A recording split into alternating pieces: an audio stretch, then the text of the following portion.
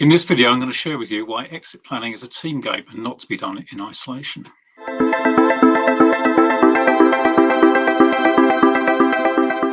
For the best advice on how to unlock a better life for yourself and the people around you, please subscribe to my channel and receive a notification for a video every week. Business owners that do follow the advice I'm going to share with you today and don't treat exit planning as an exercise to be done in isolation are able to align their personal, their business and their financial goals, and as a consequence live a more fulfilled life both pre and post-exit. Most business owners don't plan for an exit, and there's a variety of reasons for that, and we'll touch on those in a different video. Instead, what they do tend to do is treat their work and home as separate silos. Never the twain shall meet. And what I'll explain today is just why it is that we should take an holistic approach to the exit planning process. I heard a story the other day about a client who had set out to do their exit planning. At the outset, they'd done everything correctly. They'd engaged with a wealth planner, set out their plans, they knew exactly what they wanted to do, when they wanted to leave, and how they wanted to leave. And they sat down with the wealth planner and worked out exactly how much money was needed and where that money was coming from. That would allow them to live the life they wanted after the exit. Everything was going to plan until the day of exit approached.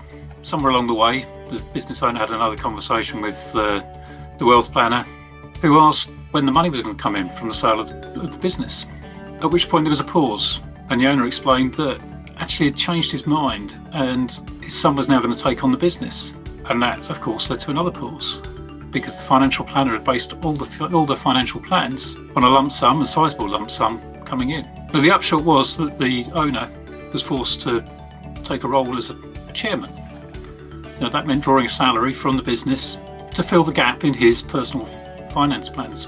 And of course, that had a knock-on effect to the business. And a son then that was paying out a salary that perhaps hadn't been budgeted, well, definitely hadn't been budgeted for in the business plans. Now, that story may or may not be apocryphal, but the point is, the business owner needs to be talking to his advisors. In this case, it was the financial advisor, but they need to keep everybody up to speed with all the plans along the way. And this sort of thing is not unusual. There is a tendency for people to compartmentalise, to treat what goes on at work separate from what goes on outside work. And when it comes to talking to advisors, the same applies. People will talk to the accountant, they'll perhaps talk to a tax advisor, they'll talk to their own wealth planner, they'll talk to their own insurer, the whole lot. There's a whole panoply of advisors that people surround themselves with. But far too often, all of those advisors are working from a different script and nobody is putting them on the same page. So however many advisors a business has, it's important, as I said, that they are all on the same page.